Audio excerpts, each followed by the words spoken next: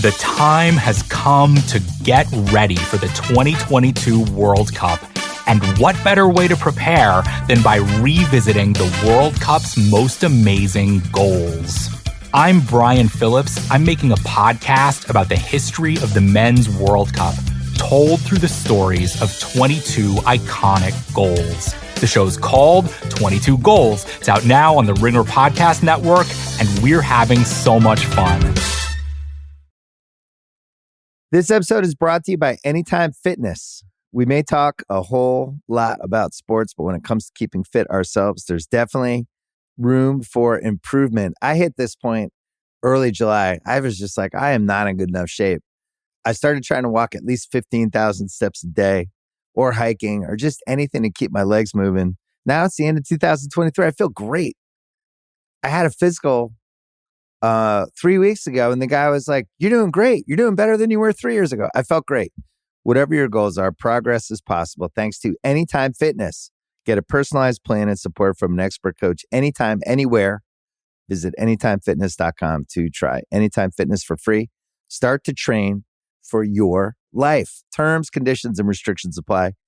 See website for details. This episode is brought to you by Read, Write, Own, Building the Next Era of the Internet, a new book from entrepreneur and startup investor Chris Dixon.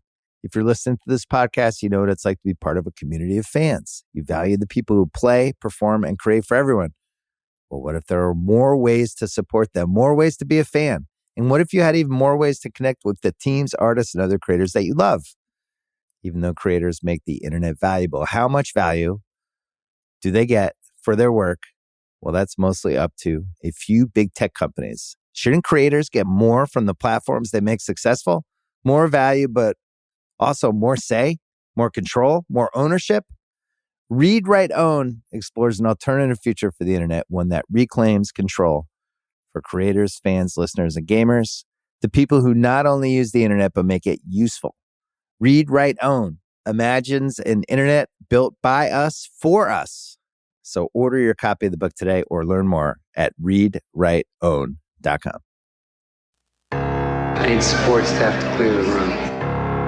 Stand up and walk now. Hello and welcome to The Watch. My name is Chris Ryan. I am an editor at TheRinger.com, and joining me on the other line, he's back. It's Andy Greenwald. Woo! Kaya, cue the Iger counter.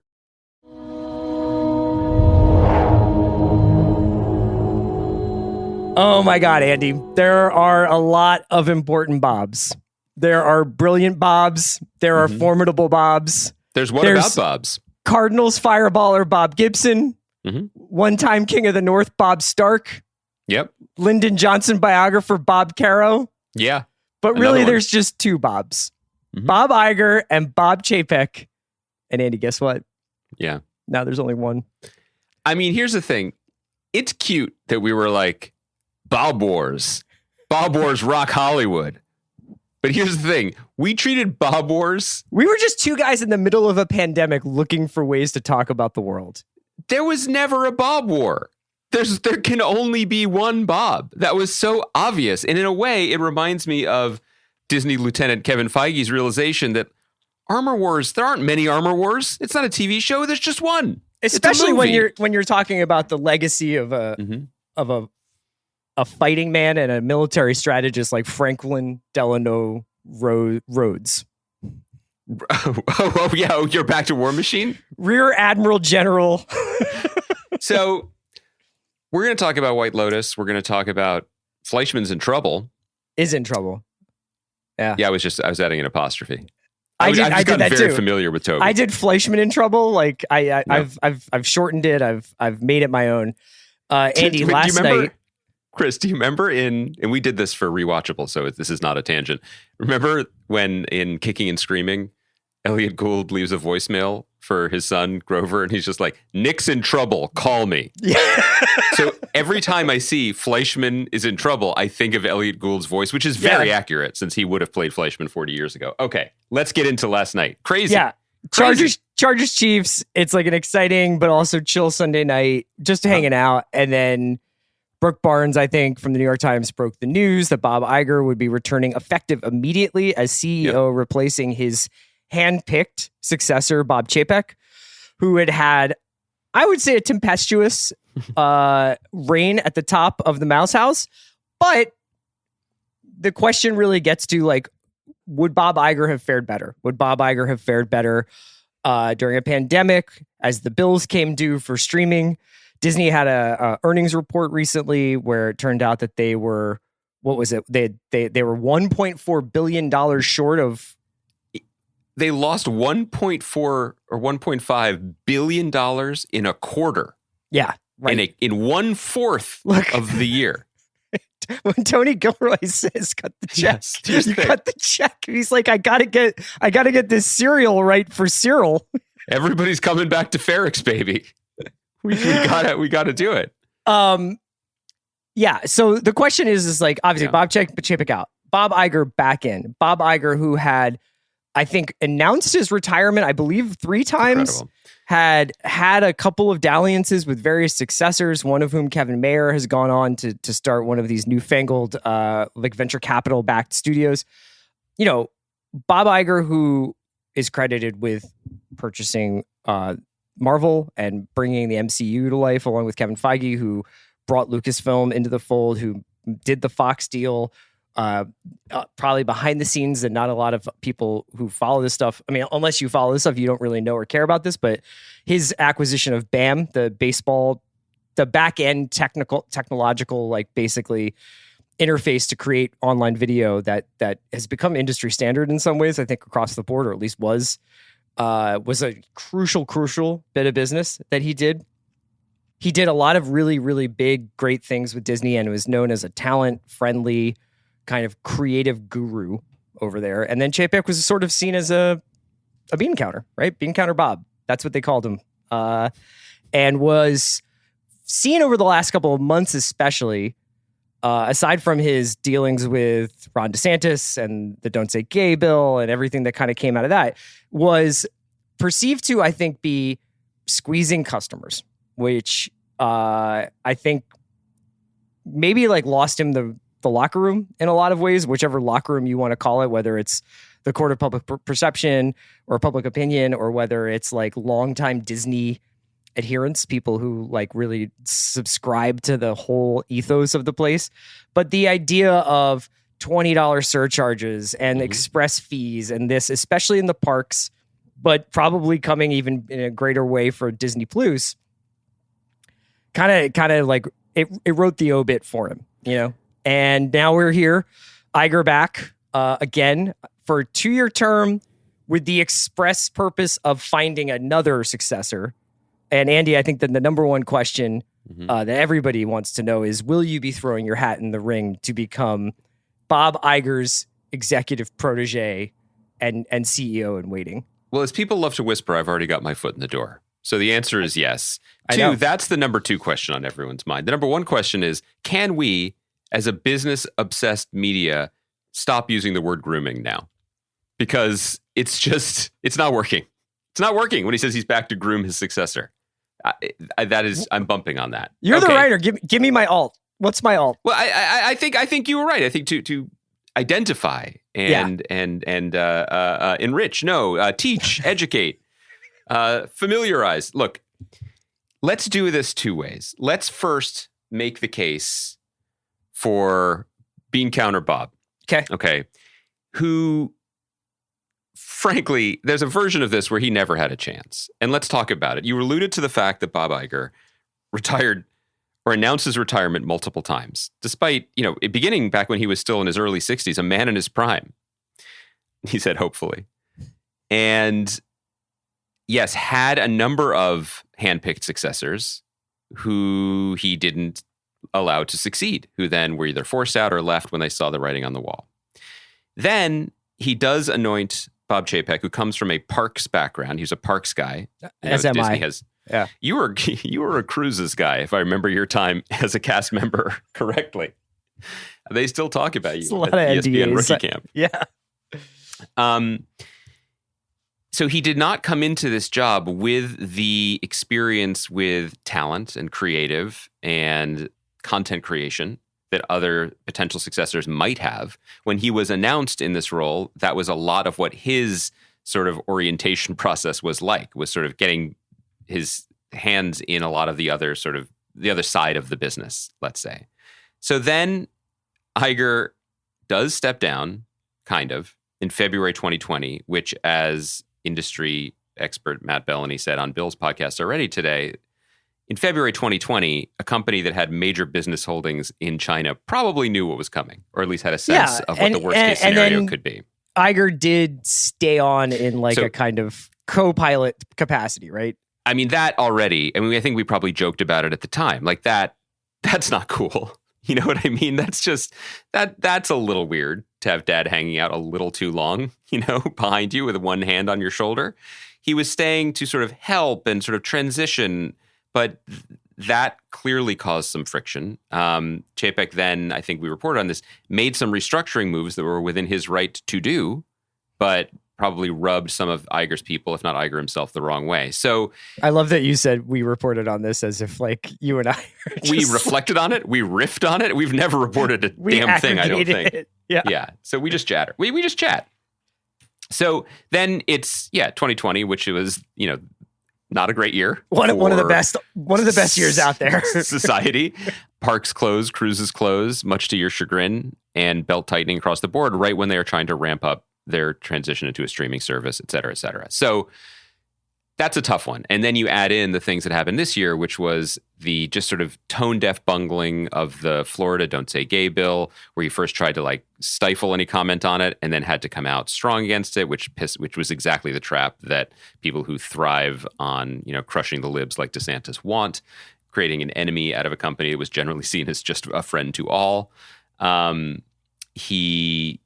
There were other smaller speed bumps along the way, like the Scarlett Johansson brouhaha over her pay and her value when Black Widow went straight to streaming. At the time, people were like, well, Iger would have handled this differently, more gracefully, more quietly. This wouldn't come out under the previous regime. And then, there's this idea that they're gouging people back at the parks. And then apparently the final straw was kind of lolling through a press call. An investor call where he's like, we lost 1.5 billion, but you should have seen the other guy. And he kind of learned it from watching you, Dad, where lots of streaming giants and Bobs and Daves and Teds can just get up there and be like, I just lit a ton of money on fire, but down the line, we're just seeing nothing but streets paved with gold. And I think this is going to work for us. He probably was just like, what do you want from me? I got Luke Skywalker back on the screen, So I think the other side of this is at least they didn't even pretend that they had to make some pilgrimage to a ranch to convince Bob Iger to come back. No, Bellany had an interesting piece last week about Iger doing investment, cheerleading, essentially. Yes, that investors came out and they do the rounds and he took the meeting, even though he doesn't really have an official role with the company anymore. Kind of interesting. I think that, again, Bill talked about this a lot on his podcast, so we don't need to get too into it. But, Iger is 70 or 71 years old. That's a full decade younger than our president. Clearly, there is precedent for people doing jobs like this later into their lives. He seems to be in great health and was absolutely, this is just, this is just psychoanalyzing from very, very, very far distance, but kind of bored. Mm-hmm. Right? People were like, is he going to run for president? Is he going to buy a sports team? What do you next when you have all the quan and suddenly you don't?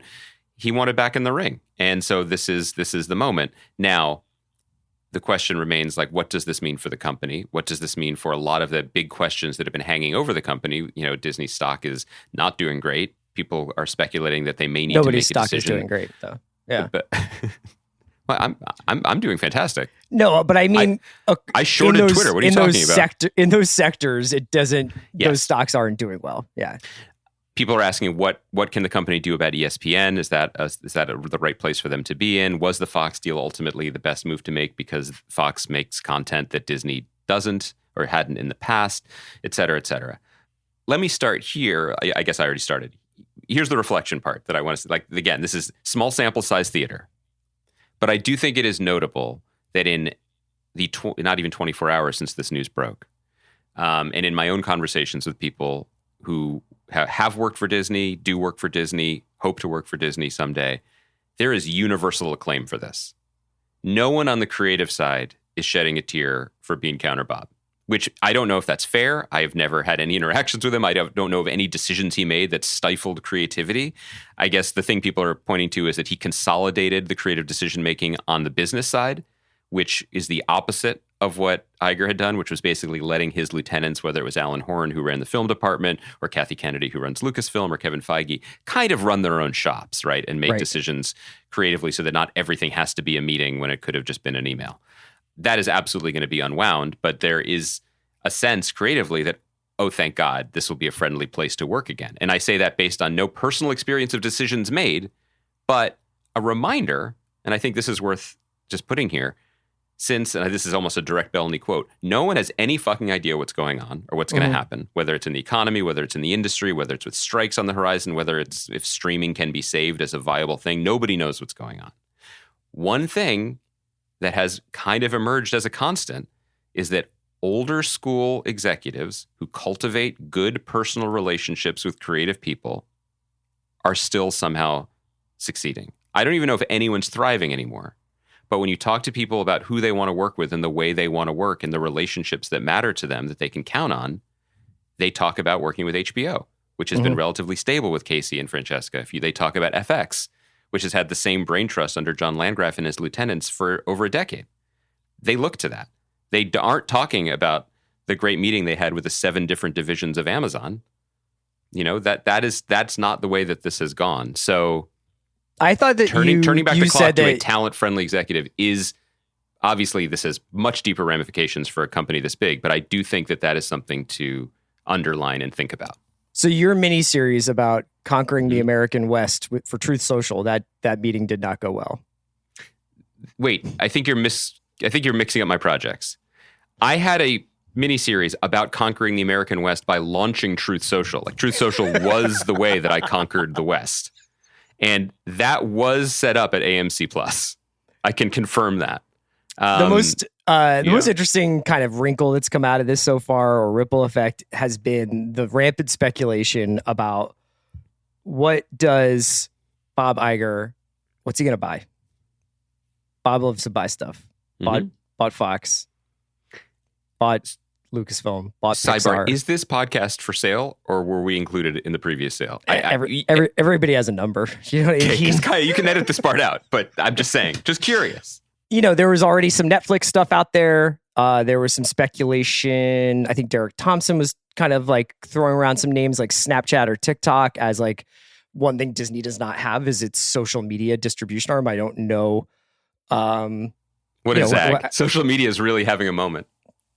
Well, if you were Disney, I suppose you wouldn't really want to get into some of the hairy aspects of what goes along with social media. But could you present like a safer, kinder, gentler, more stable environment than Twitter? Here's what's weird to me. And again, not a stock expert, not an industry expert, just a guy with a very tall microphone stand in front of him. Disney has all of the things that all of the other companies want. Disney has IP, characters, stories, tradition that all of these streamers are desperate to buy. It's why Amazon bought the Lord of the Rings franchise. It's why Netflix is trying to turn Stranger Things into something bigger than it maybe even could possibly be. They want this stuff. They want this deep bench of things to boot and reboot forever, right? They want actual concrete business models where they produce toys of characters and people buy the toys and take them home, where they enter into a physical park space and hand money over for pretzels and Black Panther masks. Like, everybody wants that stuff. And if there's one thing that I've learned from even a cursory reading of like financial stuff recently, is that what's going on now with interest rates and inflation and everything means that people are paying for things more or less at value. The era of we're gonna undersell this because we can show growth and then it'll all work itself out in the wash. That's over now, right? I think Derek Thompson has talked very intelligently about this and has a piece coming in The Atlantic about it. He mentioned it on the podcast. So Disney has a product people want.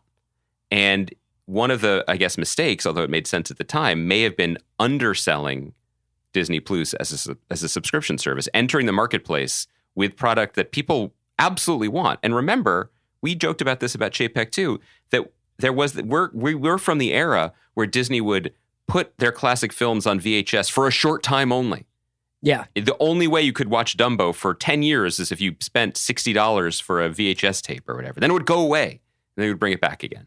So it was odd to see Disney introduce this streaming service, which again would be the only place to watch Dumbo for the foreseeable future, for $7.99 a month. Now, am I complaining? Because that's a great price for a family where people want to watch cartoons and Bluey, et cetera, et cetera. But they're the one that could have charged more.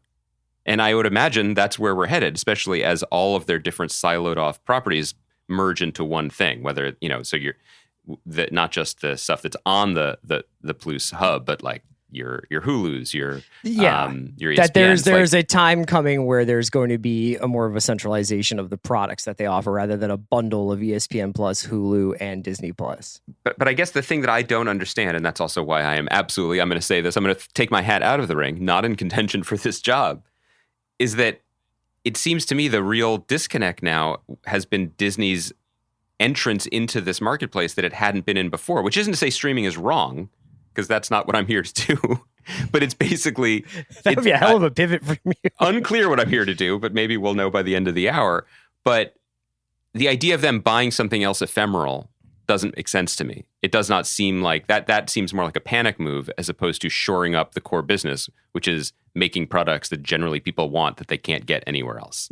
Yeah, I mean, I think it was in one of those threads, be it Derek's or maybe it was Matt's column, where they were talking about like the sort of era that Iger oversaw the great explosion of growth at Disney was a parks and cable TV company that funded a movie business, essentially. And now they are a digital media business that happens to have theme parks, or at least that's the way that the company itself is constructed. And, I think that this whole story to me, and this is probably a much bigger conversation, perhaps one for the end of the year about like larger trends in popular culture to the extent that you and I are smart enough to understand them, is like 5 to 7 years ago, or maybe 10 years ago, somebody probably should have been like, are we sure we should do this? Oh, yeah. And now it's too late.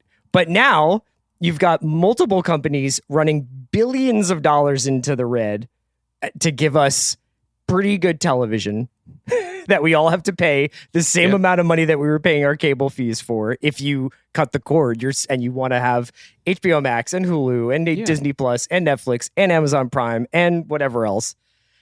And just generally speaking, like the way in which Disney made movie making and movie going into a fully eventized, it's $1 billion of the box office or it's a failure kind of experience. And the fact that like maybe just Disney just got too much power and too many other companies were like, you know what, this is the only path to success, is to find Black Adam, spend $400 million making it, and hope to make $1.5 billion at the box office. It's insane. I mean, and I do think there is a chickens coming home to roost thing because, to your point, like Disney broke the movies. They broke the movies. Like now movies they have to be half to a full yard in industry term, $1 billion successes, or they're failures, and everything else is irrelevant or goes to streaming. And then they wanted to continue that success into streaming, but they set the bar where they set it. So when you make a Marvel show or make a Star Wars show, it has to look as good as the movies because it's all one thing, man, right? And so then you end up with $1 billion in debt because you're creating this content for a smaller box with fewer people paying for it. And if there's one thing that I learned during my time researching my groundbreaking Truth Social project, it's that maybe people don't want as much freedom as they think they do. And I say that because this idea that the cable bundle was truly the spirit of the American West. Right. Well, I'm just saying, like, if the cable bundle was some sort of, Faucian, like, controlled Orwellian mind state problem, why were we all fine with it? Like, we were all basically fine with it. We were paying probably a little too much money and getting a lot of stuff that we didn't watch, but it was easier. You could turn on the television and the channels were there and you knew where to find stuff. It was ad supported. Everyone was paying the same amount too much. and the studios were flush and they could make whatever they wanted. They blew this up in pursuit of somehow carving out independence and finding more freedom and finding their own financial path to whatever. But they did this, It reminds me of when, like, you remember that when, so I in high school and in college, I had Apple computers always because I liked them and that's what they had at my school. And I remember people being like, no, man, with a PC, you can optimize. You can do anything you want with it. And I was like, I don't want to do anything with it. I'm not MacGyver. I just want to open it, see the flying toasters and write some stuff. Like siloed things can be elegant and work. And so there's just a little too much freedom out there right now. Well, so much of this came out of this very period of time where Bob Iger left Disney in the third place, I guess, not in the first place. Right. Now think about like when the pandemic was really first popping off and you had been Great like, times, well, I've decided what I need to do is move myself and my family to the middle of the Moab desert. Yeah. And that's going to be now, and I will teach them. I will be their school instructor and their father, and this is what we're going to do. And you change the paradigm of your family. Well, isn't that what like HBO did with putting all the movies on streaming the first day? It's like, well, once you start telling people that this movie will be at home rather than at the theater, then they're going to start waiting for Little Things or whatever it is, but Dune to just watch at home. And this is what they kind of made this bet thinking all of, the future of society was going to be fundamentally changed. And it obviously has been in a lot of ways, but people are going back to go see Barbarian and all these movies. And we're all too online, including companies and boards and CEOs. It's incredible. And someone, maybe Derek Thompson, I don't know, someone will write this book probably. But like the shock to the system that was early 2020 was so fascinating because it revealed how not just me, someone with a relationship with anxiety, was like, oh my God, things are uncertain in a way I didn't expect them to be. But everyone was like that. Corporations were like that. Nobody had any idea. And nobody was okay, maybe due to their own desire to control the narrative, or maybe they're because of late stage capitalism, or maybe that's the same thing. Everyone was like, I'm going to grab this. This is an opportunity.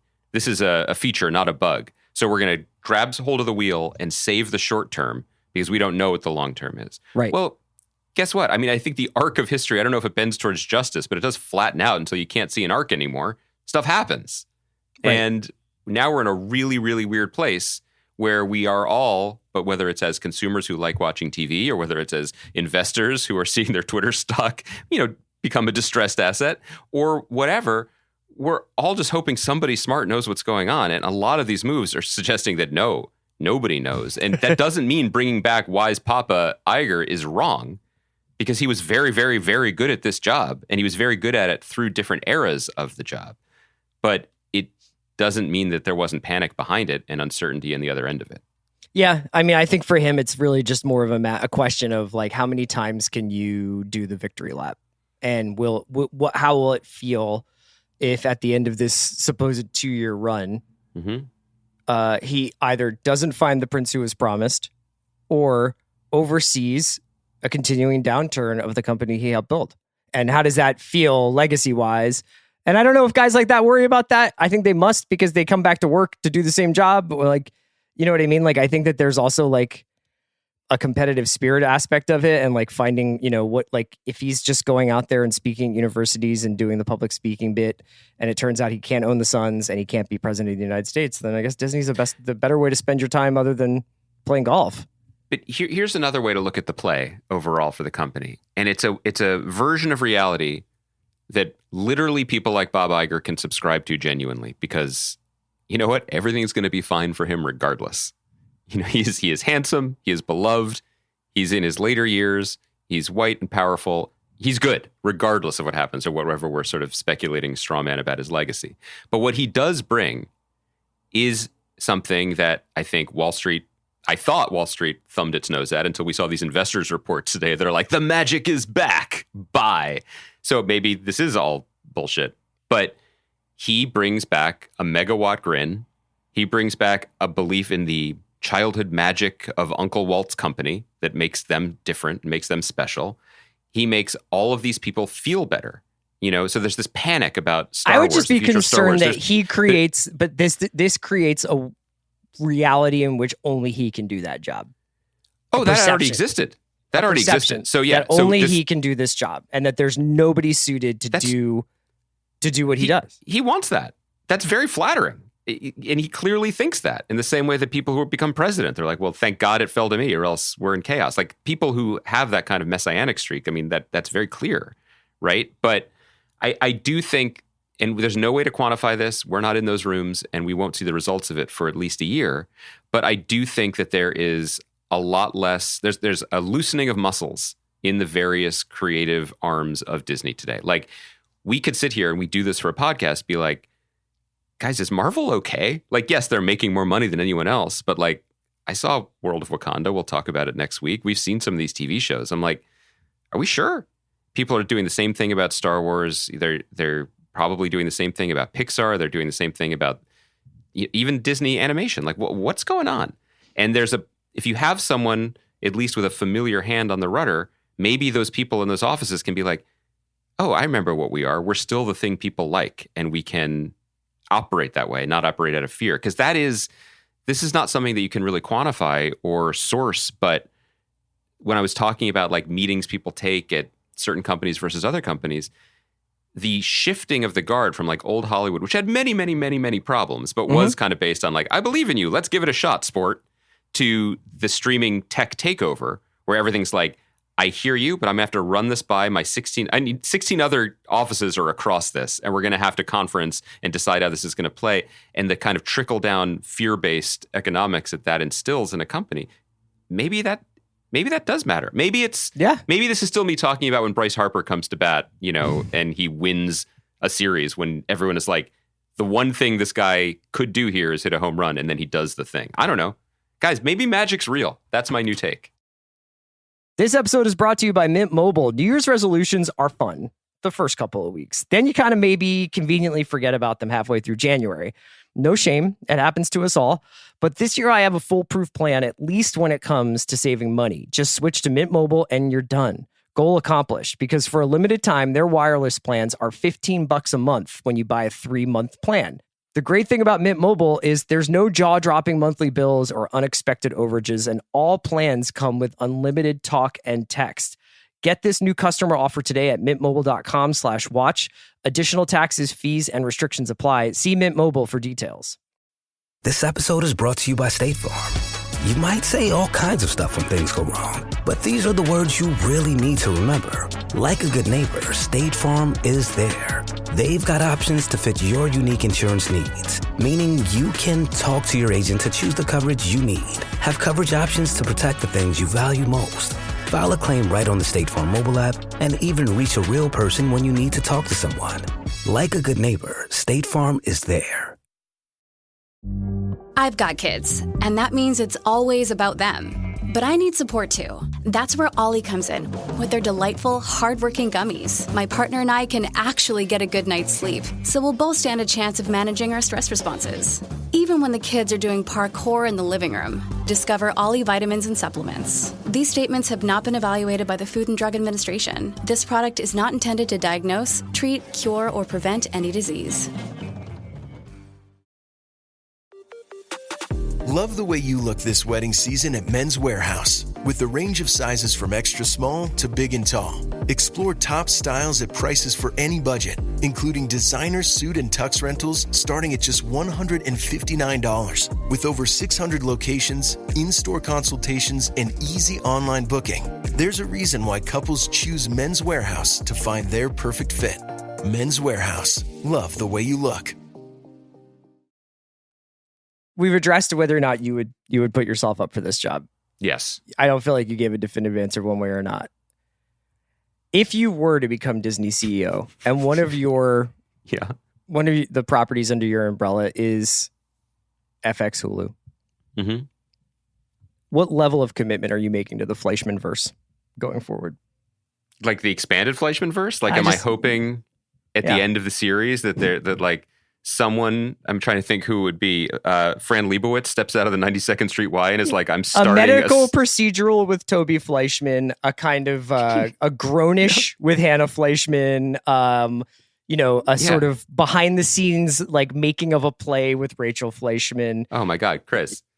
Jonathan Safran Foer emerges from the subway and says, have you ever heard of the Ashkenazi Initiative?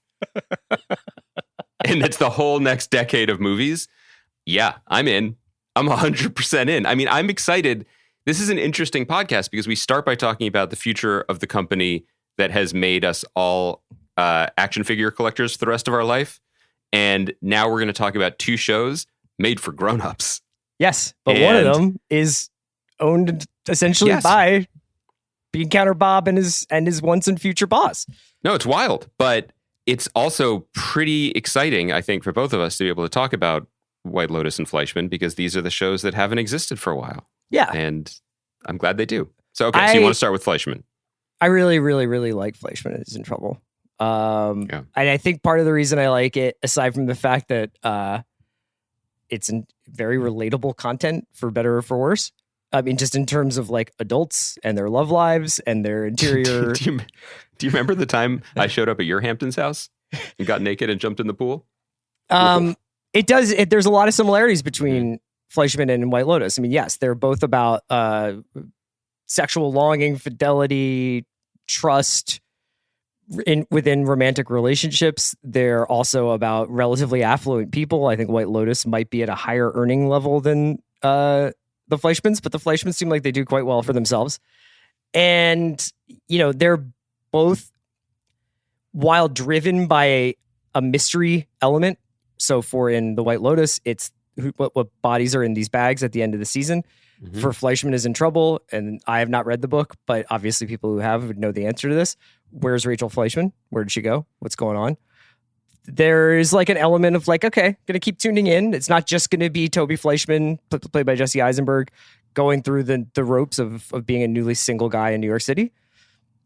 They're very well made shows. They do different things, but Fleishman Is In Trouble is like Sex and the City for Sufjan Stevens fans. It's like it's pretty reliably pitched for TV. I gotta say, so let's take one step back. So people who aren't familiar with the Fleishman verse, Fleishman Is In Trouble was the debut novel by a great magazine writer, Taffy Brodesser-Akner. It was a bestseller. You and I managed to both not read it, which is, I think, helpful for this conversation. Sure. But not much like anyway, Game of Thrones. We were not book reading. People might wonder if we've stopped reading. I can assure you I haven't, but nobody has made. It's in play. I mean, it's a worthwhile question. So Taffy wrote, along with some pretty brilliant collaborators, adapted her own book for the screen. She's an executive producer. She wrote the scripts of at least the first 2 episodes. Jonathan Dayton and Valerie Ferris, who are a married couple who made Little Miss Sunshine, along with a lot of great music videos back in the day, are executive producers, directed at least the first episode of the series. Jesse Eisenberg, Claire Danes, Lizzie Kaplan, a resurgent and resplendent Adam Brody, the Comeback Player of the Year award. It's so fucking here, man. So the story is about the Fleischmans, upper to upper middle class couple on the upper to upper east side of Manhattan, who have divorced when the series begins. They have 2 kids, and there are a lot of apps out there now. There's a lot of different opportunities for Dr. Toby Fleischman. And there's also, as Chris alluded to, a kind of a slow-burning mystery as to where his wife has gone to, played by Claire Danes.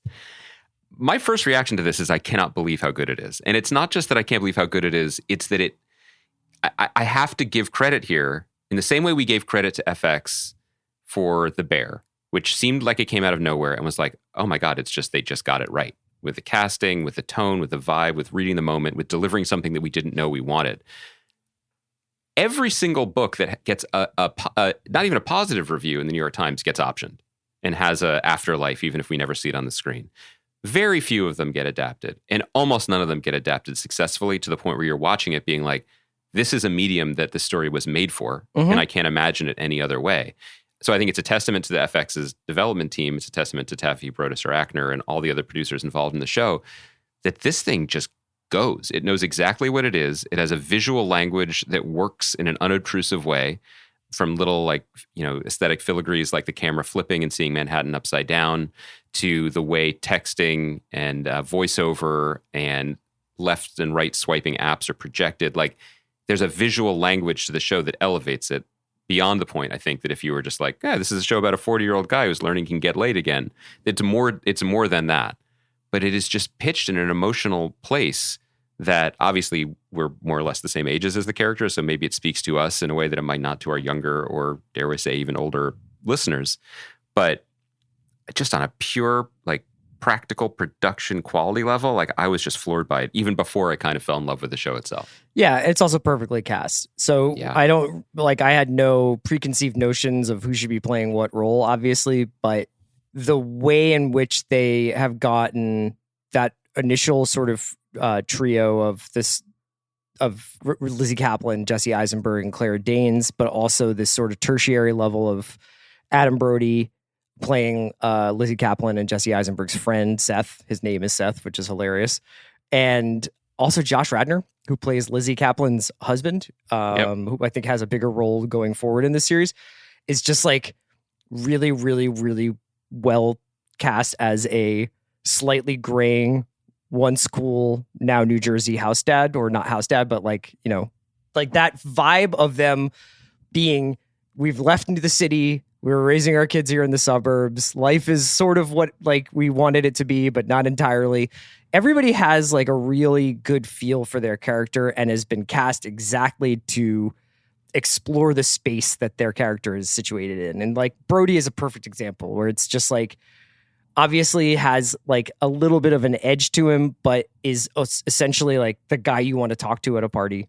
And they have just created this like environment where like that can happen. And I don't know, there's just not a lot of TV shows like this right now. It made me think that we've just failed a generation of actors, maybe a generation of creators. That's a much better way of putting what I was going to try to say, which is just that like, they're just like, what's Lizzie Kaplan been doing? And why hasn't she just been doing stuff like this? Because these things haven't existed. I mean, I was joking about Elliot Gould, but like, this story was mainstream culture 40 years ago. Now, you could very much make the case that there were a lot of things excluded from that mainstream culture that very much privileged a certain affluent view of Manhattan, the Manhattan demi-monde. Like, I get that. No, I know. I don't think worth saying and protecting. But I don't think I May Destroy You. What's got replaced is like superheroes came in, and yeah. So we weren't wrong. Here's the thing about Adam Brody. It's like a market correction. Like, we weren't wrong about him. He's a very good actor, a very charming presence, and I'm very happy to see him, and he's doing great. Not like parasocially, like I'm happy for him because he seems happy with Leighton Meester or he's able to execute this. He's really good. He's really good. And then you're like, well, where's he been? And then it's like, well, what are his choices been?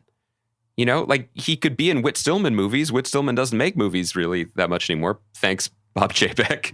But these sorts of stories don't exist. And these sorts of actors, I mean, I understand Jesse Eisenberg was in the Zack Snyder movies. I'm not going to dignify any more commentary on that. I'm not going to see them. I would rather think that didn't exist. What are these actors going to be doing? And now they have something to do, and we're all the beneficiaries for it. You know, this is, in a weird way, when we started the podcast, right, and we started talking about over 10 years ago, and we were doing some of our, again, like the way, way, way outside of baseball view of inside baseball. One of the things that I started saying a lot in my columns and talking about even before he himself came on the podcast was what kept FX moving and what kept John Landgraf, who's the head of FX and still is the chairman of now the network and the studios, even though he's empowered his deputies more. What kept him thriving and nimble was identifying market forces and market inefficiencies. And so he was kind of the one who was just like, oh, well, miniseries, event series, that's something that we can do that other people aren't paying attention to. And then it shifted to half hours. We can be more nimble and exciting at a cost point that makes sense for us in half hours. And you get things like Louie, which we don't talk about anymore, but Better Things and Atlanta, Reservation Dogs, etc.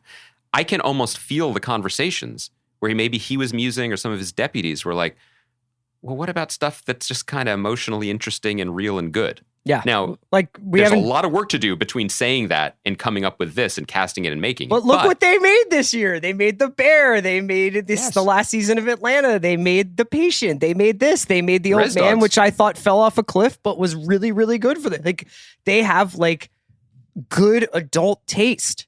They have taste where it's like, actually your kid's not going to like this. You know what I mean? But like, that's okay. You can still, you're still allowed to watch something about people who falling in and out of love. And can I also say, you know what this isn't? It's not Big Little Lies, which I do not mean as an insult to Big Little Lies. It's not that. You insulted him a little bit. And I did when it came out too, and I would do it again. But I don't intend to here. I'm just saying that conception of what a best-selling book could and should be and could and should look like on the screen, the Nicole Kidman industry, right? Or the Reese Witherspoon industry with Little Fires Everywhere, Nine Perfect Strangers. Those things are heightened. And they grab you in the same way that a very successful beach read will grab you. This show, what I'm dazzled by is I completely bought in by the tone, the voice, the performances, the humor, the emotional observation, even some of the kind of cringy stuff from my perch on Daddington Island that's like hard to see about the Fleischmans and their situation and the way the kids are and the way they are with the kids. But then there is kind of a mystery. And it's so subtle that I found it deeply unnerving in a way that I have never felt about a show where they're like, oh, guess what? There's also a body bag here. Well, there's a story. It gives the show a story engine that it might not normally have. If it was just this guy got divorced and is now dating, that's one show. That's a series, not a limited series, right? Now that this guy has to go running all over the city to drop his kids off with his babysitter or to go find out like whether she's checked in at the office or to find out if she's at the Hamptons and all this other stuff, he's like now has a reason to exit stage left and show up stage right, scene after scene after scene. And that's really smart writing. That's really smart storytelling. The thing that I think that we're both... I don't want to interrupt you. I just want to say that though, that in and of itself is different. It's an inverted iceberg, right? It doesn't start with the body bag. It starts with the life. And then slowly, and I'm not suggesting there's a body bag, but like to all the book readers out there, here we are again saying things like that. I'm actively pulse racing freaked out by the mystery in this show. Like I have no idea where it's going. So I don't know what's coming. But it led with the part that these shows usually are not designed to lead with. Usually they lead with, as White Lotus does, oh, there's body bags, so relax. Within 6 hours, you'll be at the part that you might think is the most interesting part. Well, Fleishman does not do that. And there's something else it does that White Lotus doesn't do, and it's not an either or a better or worse thing. It's just an observation. White Lotus, you watch all these people, and you're slowly getting to know their hopes and dreams and their regrets. It's pretty on the surface in Fleishman. Like, there is not only Toby Fleischman, who is a neurosis on his sleeve main character and is constantly talking about how it feels to be alive. You've also got the Lizzie Kaplan narrator element, which is filling in all the historical blanks. We're on episode 4 of White Lotus.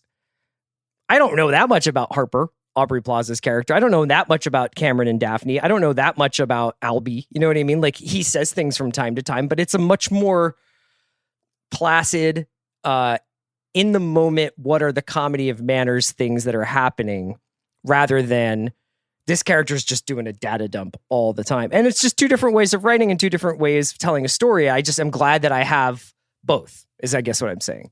My God, that's what I mean. Like, it actually feels really good that we're not clinging to one or the other of these shows, both of which I think are pretty excellent, because that's all we've got. It's very nice to have them to compare and contrast and consider. But yeah, I was, despite the pedigree, despite the network, despite the cast, I kind of was skeptical. I wasn't checking for it. And then it really got me. So I'm all in. I watched the first two and... Yeah, I mean, we'll keep talking about it. Any deep thoughts on White Lotus? I think I wanted to lead with Tom Hollander. Oh my God, yes. Showing up. So for folks who listen to the Ryan Russillo podcast and ever get a chance to listen to when Trent Dilfer comes on the Ryan Russillo podcast, which is usually a big day for me when Dilfer's on Russillo. He has a bunch of really cool sayings, but one of them is, are you a thermometer or are you a thermostat? Which is, do you read the room or do you change the room? And Tom Hollander's a thermostat actor.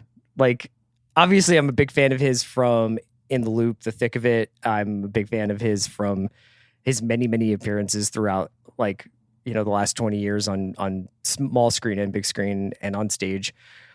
He's also like a delightful writer. And if you go back and read any of his like lifestyle diary columns he used to write for The Spectator over the last 20 years, like they are not that far removed from the character he's playing on White Lotus. But he has the Molly Shannon role of coming in the sixth to kind of save the game. Not that this show needed saving. It's having a great season.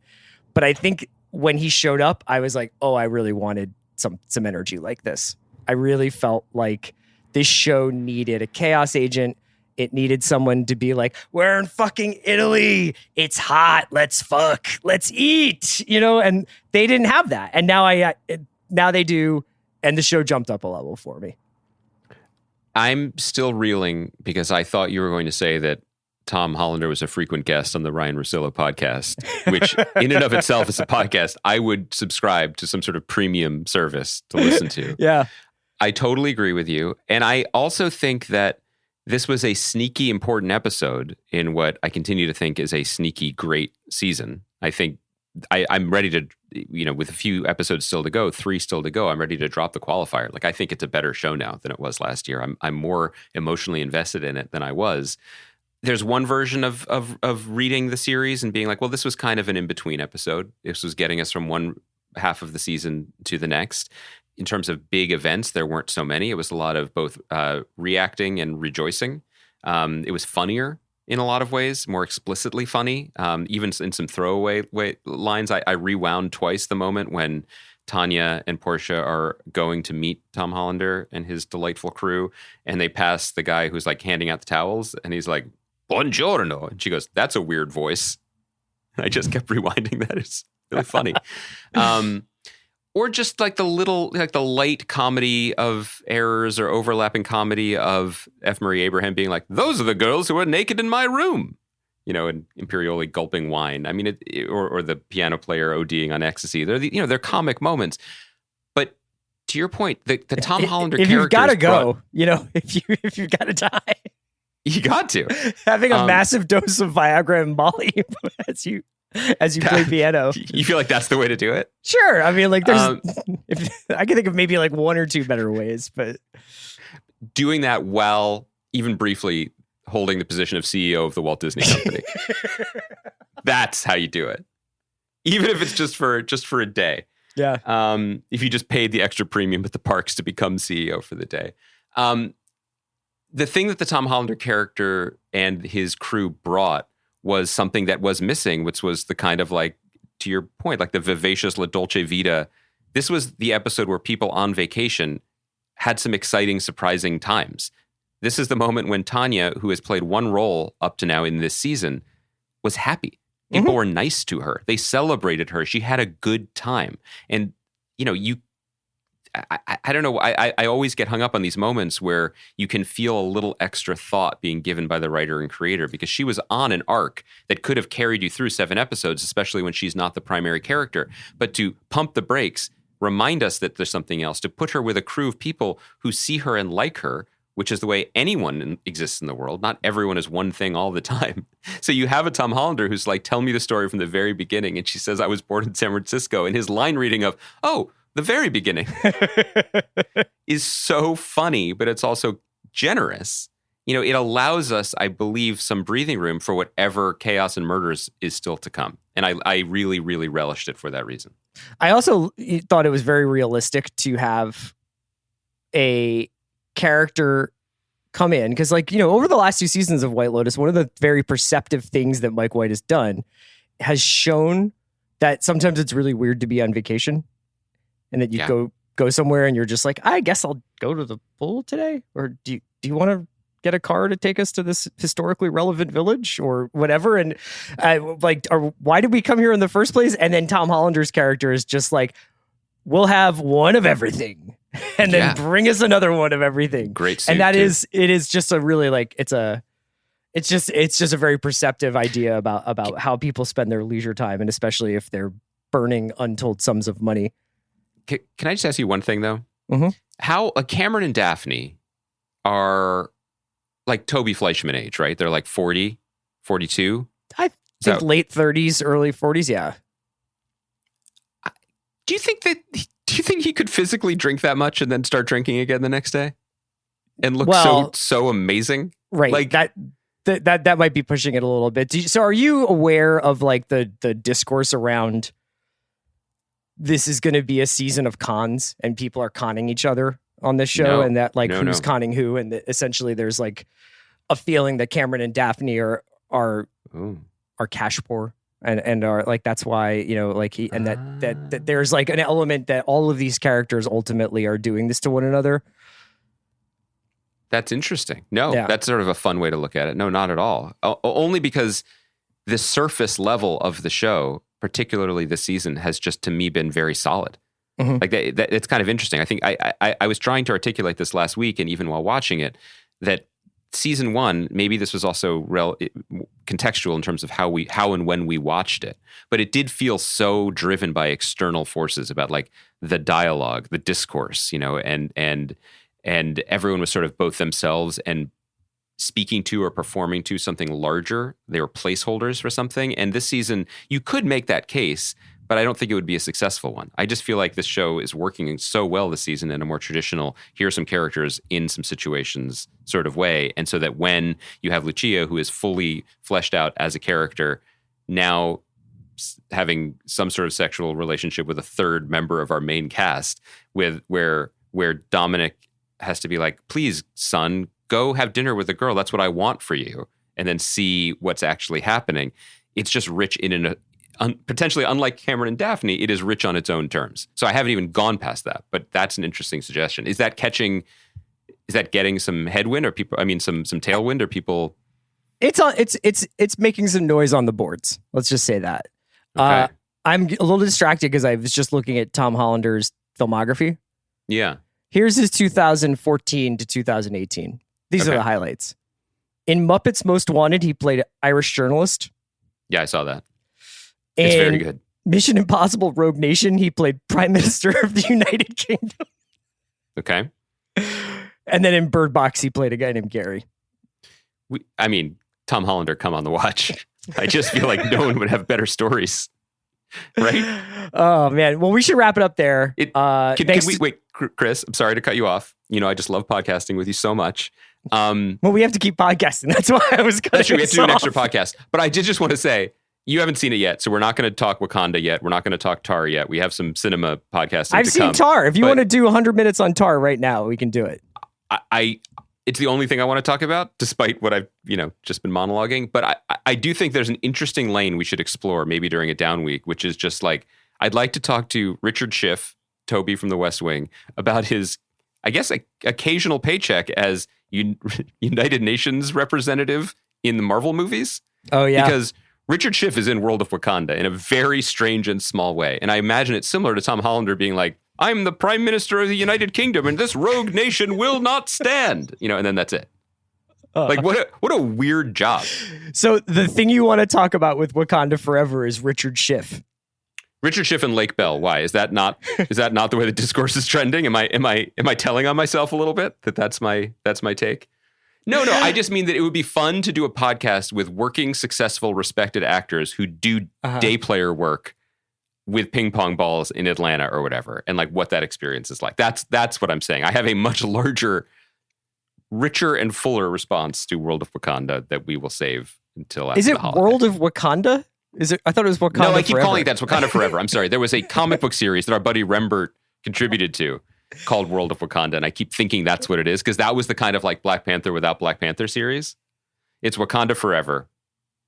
I think that you're onto something though. If Disney buys Warner's and White Lotus season 3 takes place at the World of Wakanda, a new resort. Yeah. White Lotus, Black Panther. Yeah. It was renewed for season 3. I'm going to stop that. Disney's not buying Warner's. That of course, watch Iger zag. I don't see it. But then, do you think Iger was just like, on day one, they were like, sir, into the crisis suite, we need to show you the opening boning montage of Fleishman's in Trouble? Like, how are our engineers going to put this on our streaming services? Is this going to be on Star in the UK? Well, okay. He wanted the job. We were produced, as always, by Kaya McMullen. We were executive produced by Bob Chapek, who I'm happy to announce is coming on board at The Watch as a sort of consigliere. It's a soft landing. You know, we always had his We have back. a very, very competitive compensation package to offer. Can I just say, though, there is something, if you look at like the Hollywood Reporter stories, and there are many already about this, they put the pictures of the Bobs next to each other. And Bob Iger looks like a golden god, like in a perfect suit. His hair is impeccable, warm smile that you would love to just like be sipping Syrah with somewhere on a White Lotus property. Next to him, they always choose the picture of Chapek where he's wearing like a polo short sleeve with a name tag that says Bob on it. Like he looks like he's at Superstore. Yeah. It's like so Bob savage. Iger just got done playing like 9 holes with Bernhard Lager. Then Bob Chapek's like an ice road trucker. It's not fair. But then a lot of this is media and branding. And like, look, man. But anyway, that's why Bob Chapek, come on The Watch. Thanks We've for always had your producing our back. podcast, Kaya. And we will be back on Wednesday with this special Andor finale episode. Happy Thanksgiving to everybody. And we'll talk to you soon.